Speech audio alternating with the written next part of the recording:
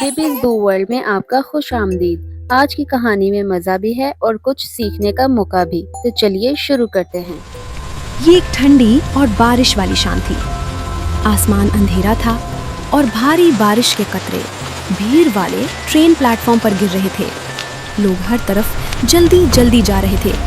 किसी के हाथ में बैग था, किसी के पास छतरी और किसी के पास टिकट। अचानक आने वाली ट्रेन की ऊंची आवाज़ पूरे स्टेशन में गूंज उठी। 14 साल का लड़का अयान एक बेंच के पास खड़ा था। वो अपना छोटा सा बैग मजबूती से पकड़े हुए था। उसके कपड़े थोड़े गीले थे और आंखों में थकन साफ नजर आ रही थी। वो अभी अभी अपनी बीमार माँ के लिए दवा लेकर आया था, जो घर पर उसका इंतजार कर रही थी। अचानक उसका फोन बजा। अयान, बेटा जल्दी घर आ जाओ। उसकी माँ की कमजोर आवाज आई। मेरी तबीयत ठीक नहीं है।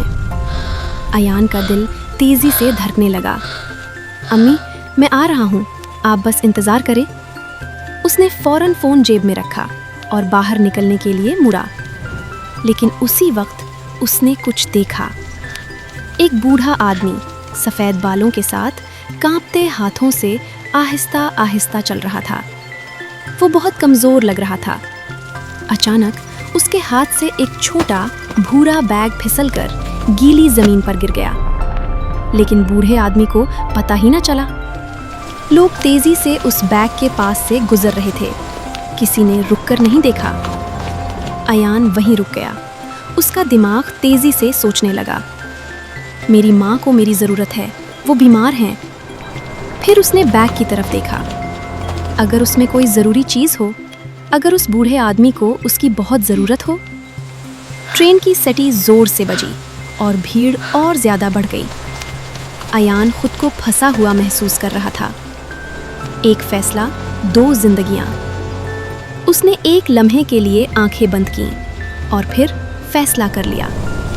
वो तेजी से बैग की तरफ भागा, बैग उठाया और भीड़ में रास्ता बनाते हुए बूढ़े आदमी को ढूंढने लगा।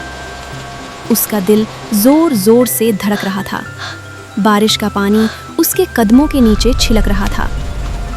बाबा, बाबा, आपका बैग गिर गया था। अयान ने जोर से आवाज दी। बूढ़ा आदमी रुका और आहिस्ता से मुड़ा। उसकी आंखों में परेशानी थी। मेरा बैग, उसने धीमी आवाज में कहा। अयान ने बैग उसे दे दिया। बूढ़े आदमी ने बैग मजबूती से पकड़ लिया। उसके हाथ कांप रहे थे। शुक्रिया बेटा, तुम नहीं जानते ये बैग मेरे लिए कितना जरूरी है। अयान ने हल्की सी मुस्कुराहट दी, लेकिन उसके दिल में बेचैनी थी। मुझे जाना है, मेरी माँ बहुत बीमार है। बूढ़े आदमी ने गौर से उसे देखा।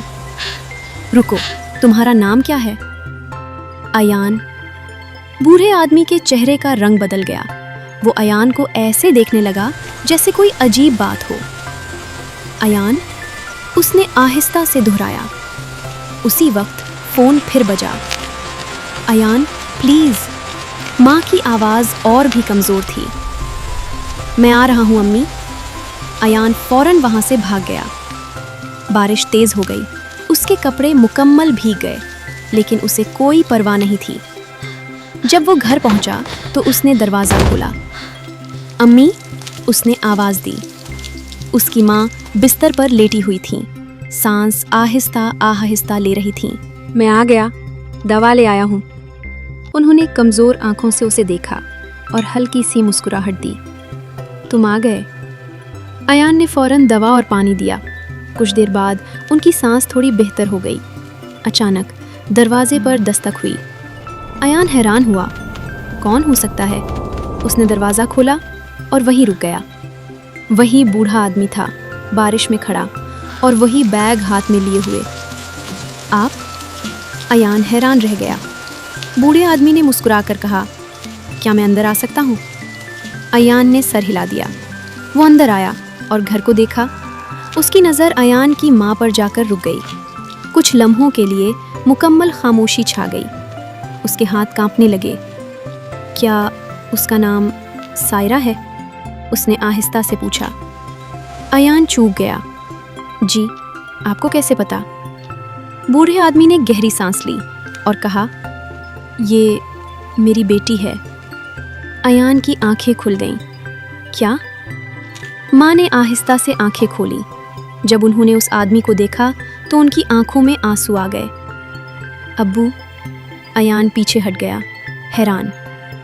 बूढ़ा आदमी करीब आया। सायरा, मैं तुम्हें सालों से ढूंढ रहा था। सायरा की आंखों से आंसू बहने लगे। मुझे लगा आपको परवाह नहीं। मैं गलत था। मैंने बहुत बड़ी गलती की। मैंने तुम्हें खो दिया और तब से तुम्हें तलाश कर रहा हूँ। अयान सब कुछ देख रहा था। ये बैग बूढ़े आदमी ने खोला।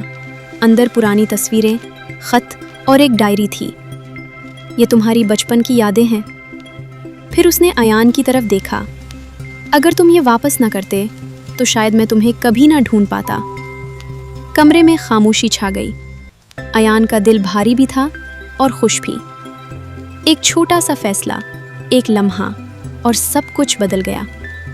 सायरा ने हाथ आगे बढ़ाया। बूढ़े आदमी ने उसे मजबूती से थाम लिया।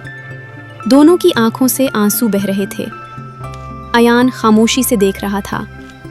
उसने एक अजनबी की मदद की थी, लेकिन वो अजनबी खानदान निकला। उस रात बारिश आहिस्ता आहिस्ता रुक गई और उस छोटे से घर में सालों से टूटा हुआ रिश्ता दोबारा जुड़ गया। अयान खामोश बैठा था और उसने एक बात समझी। जिंदगी में कभी कभी हमें सिर्फ चंद लम्हे मिलते हैं फैसला करने के लिए। हमें नतीजा नहीं पता होता, लेकिन एक अच्छा फैसला सब कुछ बदल सकता है।